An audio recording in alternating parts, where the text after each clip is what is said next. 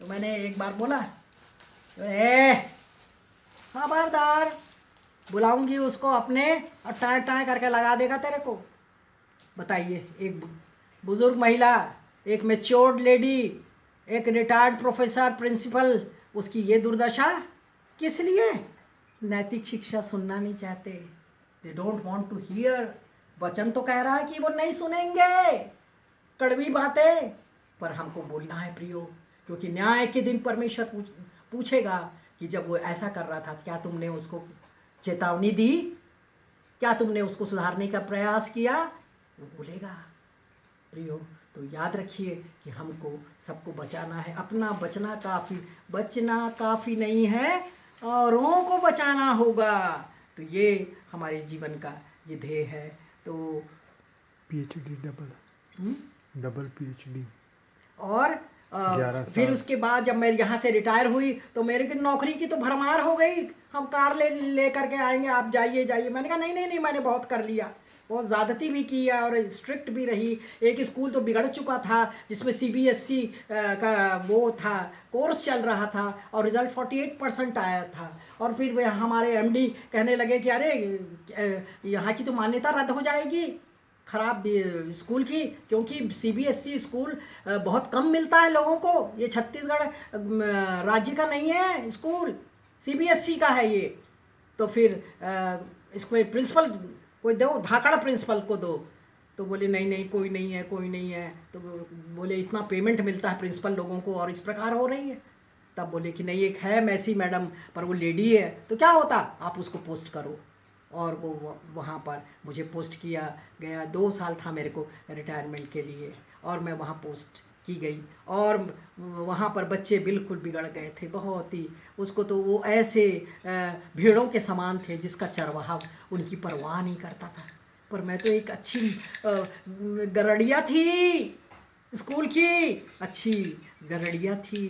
उन बच्चों को, भेड़ों को अपने समेट करके उनकी पढ़ाई अच्छी हुई और रिज़ल्ट आया 98%। आप सोचिए, कहाँ 48% उनका रिकग्निशन समाप्त होने वाला था, क्योंकि मिनिमम 50% होना चाहिए CBSE का रिज़ल्ट, पर 48%। और मैसी मैडम वहाँ गई और 98% रिज़ल्ट। क्या जादू किया क्या? टीचर्स तो वही थे, पर टीचर्स क्लास में नहीं जाते थे, बैठ करके नाश्ता करना, गप मारना। और मैं पूरे समय, all the time I was moving here and there, I was not sitting in the principal के सीट के ऊपर, और मैं कभी नहीं बैठी, मेरे को किसी ने देखा ही नहीं सीट पे।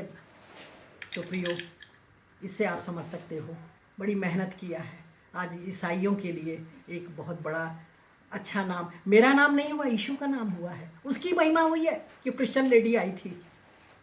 अब मेरे रिटायरमेंट के बाद तो कुछ लोग क्रिश्चियन लोग आए और वो वहाँ सोफ़ा में सो जाते, अपने अटेंडेंट को स्कूल का, अपने घर का बर्तन मांजने भेजते।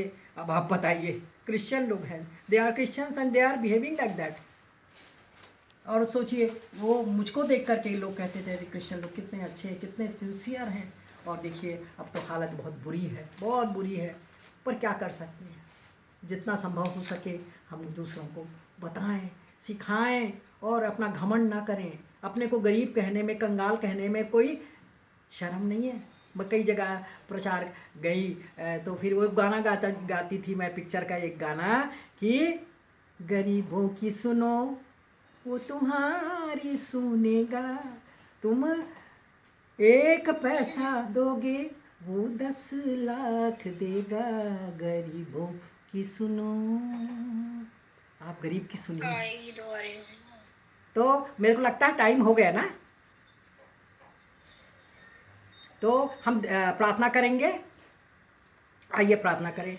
Hallelujah, hallelujah. प्यारे यीशु, धन्यवाद और धन्यवाद देते कि सिस्टर राव के वो दया से और परमेश्वर पिता की अगुवाई से ये मौका मिला कि मैं ये दुआ अपने गवाही को शेयर कर सकूं, ताकि जवान बच्चे लोग मिसगाइड ना हो, पेरेंट्स लोग जो सीनियर लोग हैं वो अपना कर्तव्य का निवारण करें, उन लोग भी लोगों को बताएं, नाती पोतों को शिक्षा दें, उठते बैठते शिक्षा देने वाले बन जाएं, ताकि वो बुढ़ापे में भी वो उसको नहीं भूलेंगे। मैं ईश्वर को धन्यवाद और धन्यवाद देती हूँ, और उन सुनने ऑडियंस के लिए भी धन्यवाद। बड़ी शांति से ये सब चीज़ें उन्होंने सुनी हैं। और वचन तो मेरे जीवन में बहुत समस्याएं आई हैं प्रियो, जो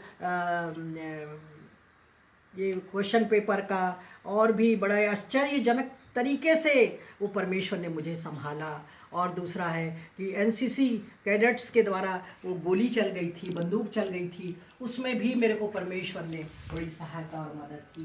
कभी मौका मिलेगा तो मैं और अपनी ये गवाहियाँ शेयर करना चाहती हूँ। और अभी तो ये मेरा पर्सनल गवाही था, पर अभी जो जीवन में आश्चर्य कर्म है वो मैं देना चाहती हूँ, और इन ऑडियंस के लिए धन्यवाद देती हूँ। परमेश्वर इन्हें आशीष और बरकत दे, इस गवाही के द्वारा उनको कुछ सीखने को मिले, यही मेरी दुआ है। सब कुछ यीशु के नाम से मैं मांगती हूँ, आमीन।